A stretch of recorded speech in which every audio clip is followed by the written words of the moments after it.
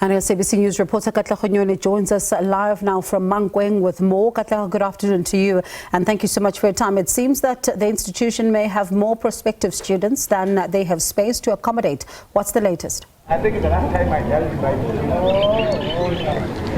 Good afternoon there, Bongiwe, and to our viewers as well. We are now reporting outside the University of Limpopo in Mankweng, where the 2025 online registration of first entering students is expected to commence tomorrow. The registration of students that are returning to the campus is about to enter the late registration phase. The university in its own has received well over 300,000 applications, but they only have space to accommodate about 5,000 or so students. The students that have submitted their applications, Bongiwe, paid an amount of 200 each. However, not all will be able to make it. That online registration starts tomorrow. I'm joined by the SRC President at the University of Limpopo, that's Katlego. Mr. Poto, thank you very much for your time. What is the latest looking at the 2025 intake of students? Let's zoom in first to those that are returning.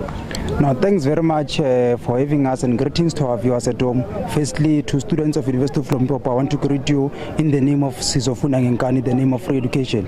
What is happening is that we started last week with registration of returning students, and so far things are looking well. Just that we faced some predicaments here and there, particularly with students who are unfunded, those who come from poor backgrounds. But the SRC has been making some strides to get them registered. So far we've cleared, I think, well over 1,000 students to register with the university without having to pay or settle their previous debt, and others they've been cleared free of charge. So that is the current update with our returning students, and of course we are preparing ourselves now to start registering our first year students. The registrations of course will be made online, but the SRC is prepared. It will be at the gates from tomorrow until the registration closes, to ensure that those who can't register at home but are able to make it to campus, they come here and find the assistance that they need. You're mentioning an interesting point about those that have been underfunded. Here we are talking particularly about NSFAS.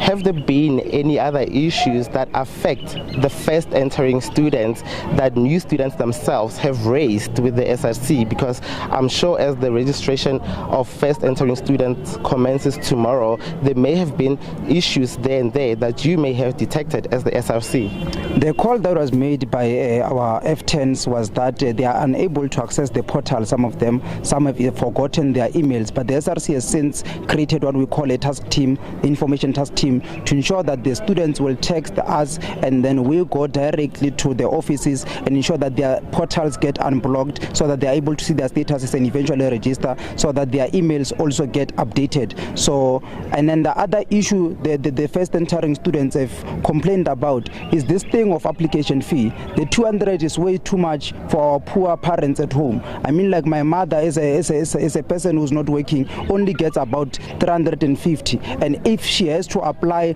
for my sibling to come to university, it means for that month she must sacrifice 200 and only eat 150. It is for this reason that the SRC will now be lobbying all those who are students here and everyone to ensure that we scrap out the application fee. Katlego, thank you very much.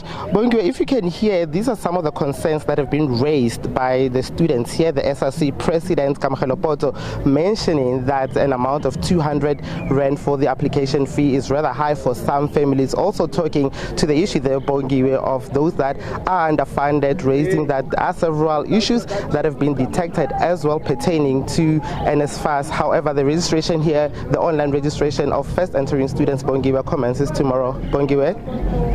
To go, what does he say then, particularly about those that may not be able to, have space in that institution? As we know, you say 300,000, but they do have very limited space.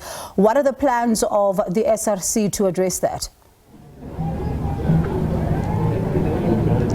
Bongiwe, this is not particularly an issue only affecting the University of Limpopo. It's a common issue nationwide that creeps up and that is detected year in and year out. Let me just ask him briefly, do you have any plans as the SRC to assist those that are unable to afford this registration fee? The plan is there because the mandate that we received from our people at home, or those the people at here who are students, was that education must be accessed by those who are academically deserving. Academically deserving means that if you have passed well, we must be able to register you for free. Part of the things that the SRC will be doing here tomorrow is that all those who can afford to pay registration fee but are academically deserving will be enlisted here at Gate 2 and will fight for them to be cleared, because we also want, as the University of Limpopo, to have the best of the best, and to have the best of the best means that you have to assist even those who can't afford the registration fee. So the SRC will be assisting with that process from tomorrow onwards to ensure that all of us get to access this education, whether we are poor or not. Kabelo, thank you very much. Bongiwe, that's the SRC President there, the University of Limpopo. Bongiwe will also be crisscrossing other campuses, other universities in the Limpopo province earlier on, where the Capricorn TVET College, where they've accepted about 3,000 students from 55,000 applications. The University of Venda in the Vembe district will take about 3,100 first entering students from about 200,000 applications. Bongiwe?